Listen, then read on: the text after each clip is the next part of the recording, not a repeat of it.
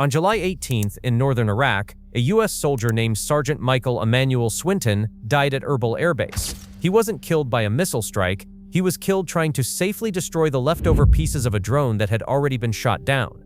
That single detail is the whole story of this video, and it connects directly to the title, how a drone that costs about as much as a used car ended up killing a trained American soldier. Here's the big question I want to answer today.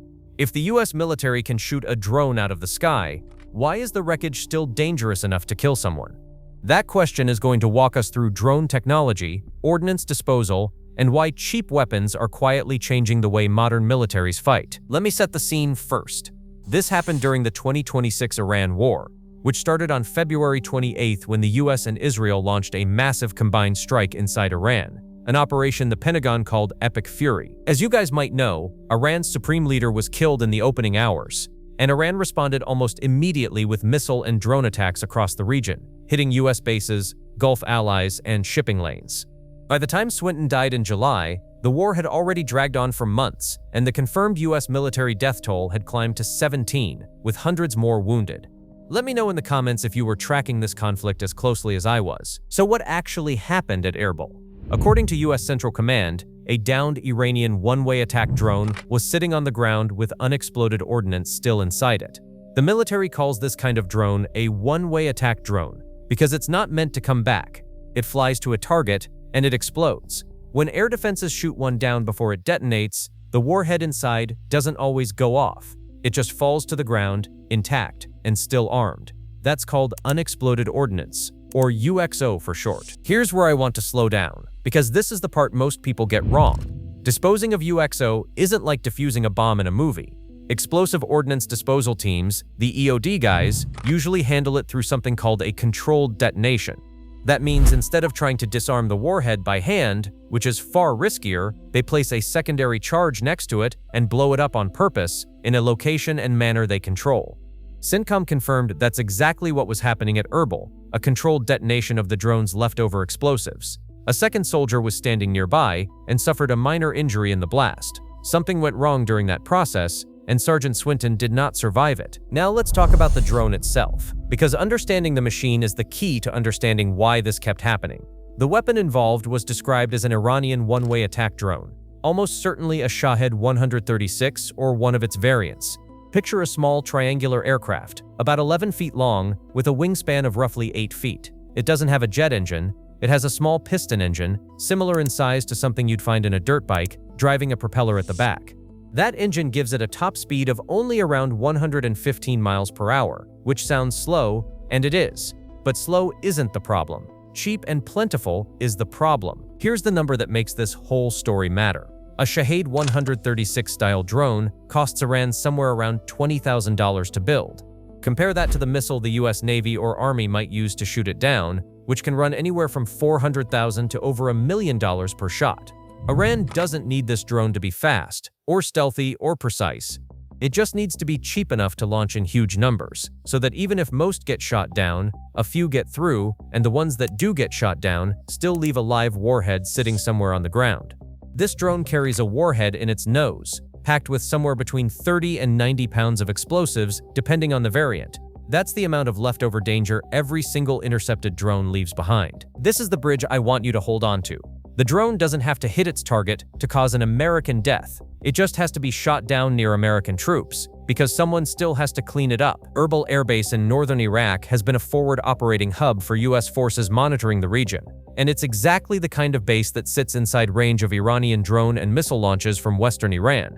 Throughout this war, US and allied air defense, systems like Patriot batteries, THAAD, and ship-based interceptors from Navy destroyers in the Gulf have been working around the clock intercepting Iranian missiles and drones headed toward American and partner forces.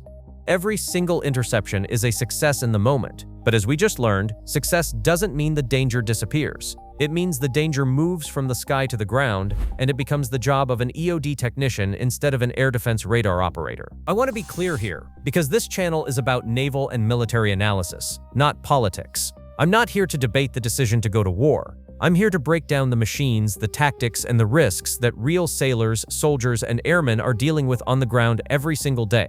And what this incident shows is a growing pattern across this entire war.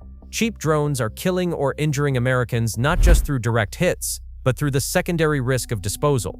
If you're proud of the EOD teams who handle this dangerous work every day, let me know in the comments below. So why can't the military just make disposal safer? The honest answer is that they're already using the safest method that exists. In the EOD world, the general rule is simple: never touch what you don't have to. Technicians are trained to use remote tools whenever possible, things like small tracked robots with cameras and grabber arms, so a human never has to kneel down next to a live warhead just to look at it. When a robot can't do the job, or the terrain doesn't allow it, the team falls back on the technique used at Erbil: controlled detonation.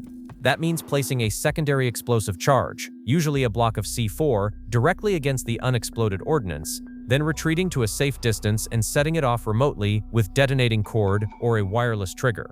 The idea is to destroy the warhead completely in one clean blast, rather than risk trying to physically disarm it by hand. EOD technicians train for years to get this exactly right. It typically takes well over a year of schooling just to become certified, and after that, EOD units run live-fire training constantly, blowing up hundreds of pounds of scrap ordnance on ranges to build muscle memory for real-world calls like this one. In just the last 2 years, entire training programs have been built specifically around drone warheads, because commanders realized that Shahed-style drones and similar loitering munitions were becoming one of the most common threats EOD teams would face in the field. So this wasn't unfamiliar work. It was a scenario these technicians had rehearsed many times before. Let's zoom out one more time before we wrap up. This soldier's death happened only one day after 2 other American service members were killed in a separate Iranian missile and drone attack on a US base in Jordan, reportedly near Azraq airbase. That attack also left a 3rd soldier missing, whose remains were later recovered and are undergoing identification.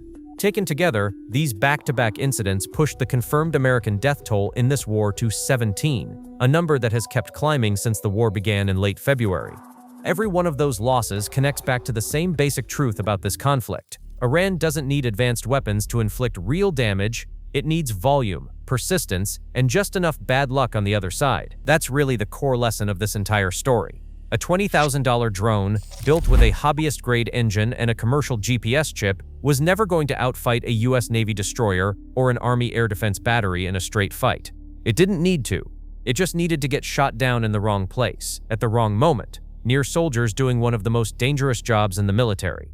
That's the uncomfortable truth about drone warfare in 2026. The kill doesn't always come from the explosion in the air. Sometimes it comes from the cleanup afterward. I want to end this the way I always do on this channel, with respect for the people actually living this reality. Sergeant Michael Swinton wasn't a headline. He was a 30-year-old soldier from Fayetteville, North Carolina, doing a job most of us will never fully understand. If this video helped you understand what actually happened out there, and why it matters far beyond just one incident, subscribe to Shipline. We go deeper into the real machines, the real tactics, and the real risks facing sailors and soldiers than almost any other channel out there, and we're not slowing down. I'll see you in the next one.